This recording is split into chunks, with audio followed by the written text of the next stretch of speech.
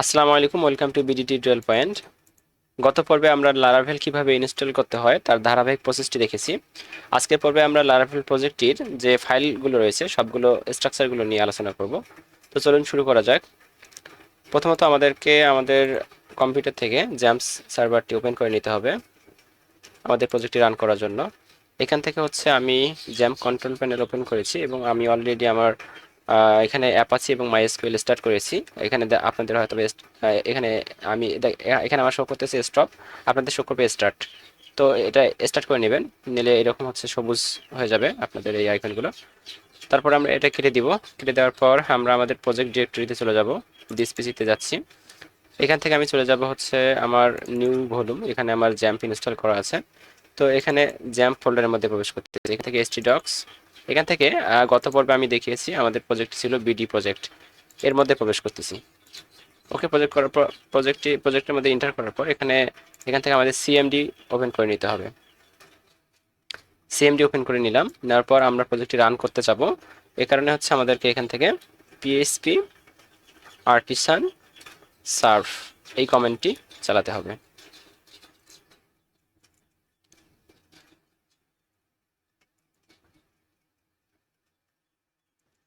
ওকে, এখানে হচ্ছে আমাদের একটা অ্যাড্রেস জেনারেট হয়েছে দেখতে পাচ্ছি।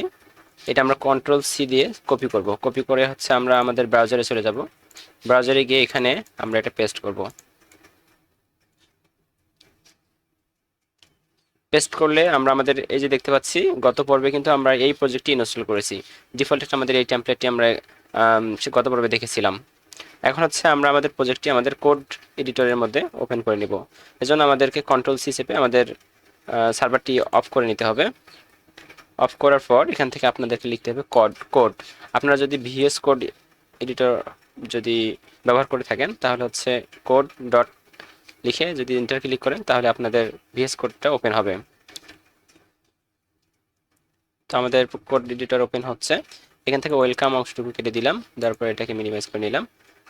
আচ্ছা, এখন আজকের পর্বে আমি দেখাবো প্রত্যেকটা ফাইল স্ট্রাকচারগুলো নিয়ে আলোচনা করব। তো তার আগে হচ্ছে আমি আপনাদেরকে একটা ইমেজ দেখাবো এবং সেখান থেকে বেশ কিছু জিনিস বোঝাই। তো ইমেজটা ওপেন করে নিচ্ছি। আসলে আমাদের লারাভেল যে ফ্রেমওয়ার্কটি এটা আসলে এমভিসি প্যাটার্নে কাজ করে। এমভিসি প্যাটার্ন আসলে এই বিষয়টা কি সেটা আপনাদেরকে আমি এই চিত্রের মাধ্যমে দেখাচ্ছি। এখানে দেখতে পাচ্ছেন যে ভিউ, মডেল এবং কন্ট্রোলার দেখতে পাচ্ছেন এবং এখানে একজন ইউজার দেখতে পাচ্ছেন। তো ব্যাপারটা কীরকম হয়, আমরা যখন কোনো একটা ওয়েবসাইটে একজন ভিজিটর হিসেবে যাই তখন হচ্ছে আমরা কোনো একটা রিকোয়েস্ট আমরা যখন সেন্ড করি তখন সেটা যায় কন্ট্রোলারের মধ্যে।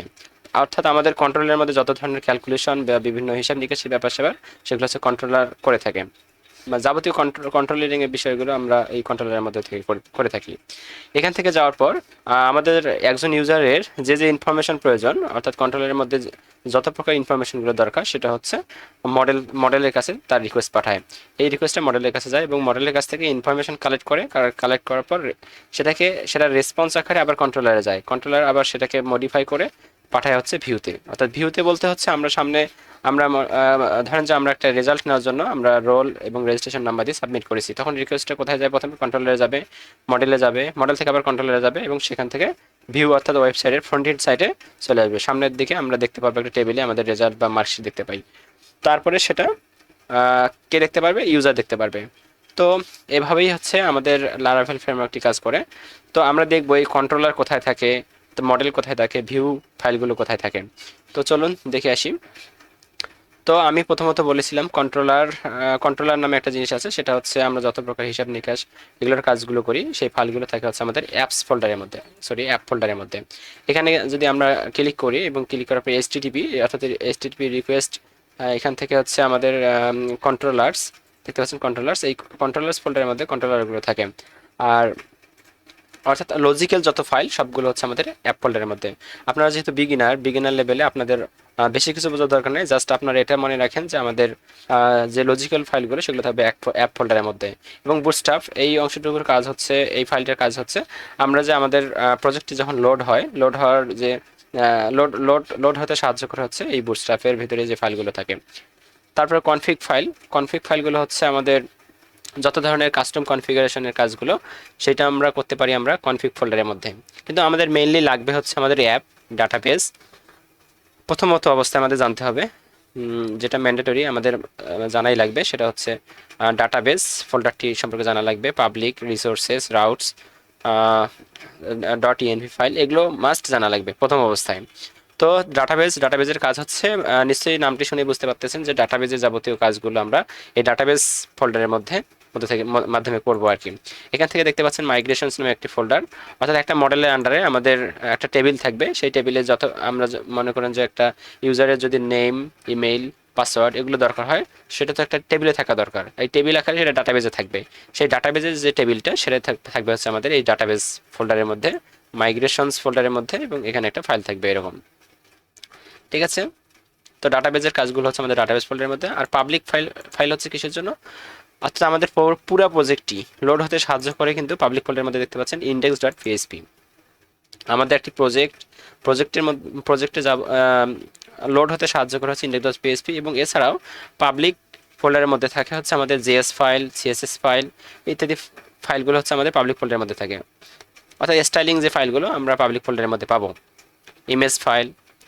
রিসোর্সেসের মধ্যে আমরা এই যে এখানে দেখতে পারলাম যে ভিউ, অর্থাৎ একটা ওয়েবসাইটকে আমরা বিভিন্ন ডিজাইন প্যাটার্নটা আমরা যে দেখতে পাই সেই অংশটুকু, ভিউ যে অংশ, যতটুকু আমরা ভিউ করতে পারি সেই অংশটুকু থাকে কোথায়, আমাদের রিসোর্সেস ফোল্ডারের মধ্যে। যে ভিউস এই এই ফোল্ডারটার ভেতরে আমরা দেখতে পাই।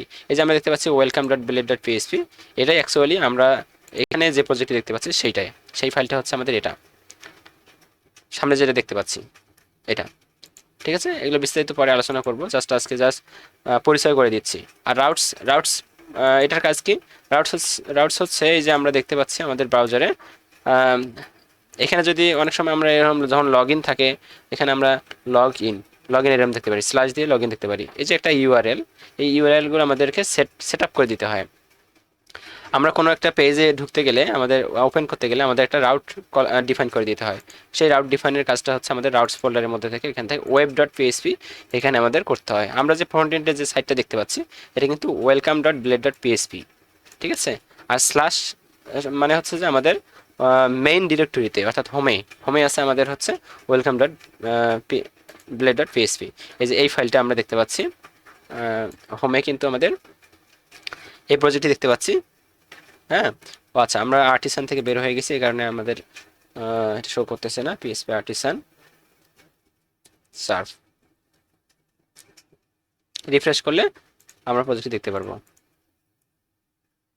এইটা হচ্ছে আমাদের হোম ডিরেক্টরিতে, অর্থাৎ সরি হোম ইউআরএল এর মধ্যে আমাদের এই প্রজেক্টটি আছে। তার মানে রাউট হচ্ছে আমাদের রাউট ফোল্ডারের মধ্যে ওয়েব ডট পিএসপি তে ডিফাইন করতে হয়। এখন আসি হচ্ছে আমাদের স্টোরেজ যে ফোল্ডারটি রয়েছে এটা। আচ্ছা, স্টোরেজ ফোল্ডারটি অ্যাকচুয়ালি লাগে হচ্ছে আমাদের যখন ইমেজ এবং বিভিন্ন ধরনের ফাইলগুলোকে লিঙ্ক আপ করার ক্ষেত্রে আমরা স্টোরেজের মধ্যে রাখতে পারি এখানে। আর এখানে টেস্ট ফোল্ডারের মধ্যে হচ্ছে টেস্ট ফাইলগুলো থাকবে, আর ভেন্ডরের মধ্যে থাকবে হচ্ছে যত ধরনের প্যাকেজ ফাইলগুলো থাকবে হচ্ছে আমাদের ফাইল এবং ফোল্ডারগুলো থাকবে ভেন্ডরের মধ্যে। এবং নিচে অনেকগুলো ফাইল দেখতে পাচ্ছি, এগুলোর মধ্যে আমাদের ম্যান্ডেটরি যেটা জানতে হবে সেটা হচ্ছে ডট ইএনভি ফাইল, আপনি এনভায়রনমেন্ট ফাইল কীভাবে সেট আপ করতে হয় নেক্সট টিউটোরিয়ালে আমি দেখাবো। যে ডাটাবেজের সাথে আমরা আমাদের প্রজেক্টটাকে কীভাবে কানেক্ট করব, সেটা হচ্ছে আমাদের কনফিগারেশন ফাইল, যত ডাটাবেজ কনফিগারেশনের যে বিষয়টা সেটা হচ্ছে আমরা ডট ইএনভি এই ফাইলের মধ্যে করব। আর এখানে দেখতে পাচ্ছেন কম্পোজার ডট জেসন, এখান থেকে আমরা যে প্যাকেজগুলো ইনস্টল করেছি যাবতীয় ইনফরমেশনগুলো আমাদের এখানে থাকবে এই ফাইলের মধ্যে। ঠিক আছে, এই হচ্ছে আমাদের লারাভেলের বেসিক ফাইল স্ট্রাকচার, যেটা হচ্ছে আপনাদেরকে অবশ্যই জানতে হবে। তো ঠিক আছে, আজকে এই পর্যন্তই থাকবে। নেক্সট টিউটোরিয়ালে হচ্ছে পরবর্তী ধাপ নিয়ে আলোচনা করব। ভালো থাকবেন, আসসালামু আলাইকুম।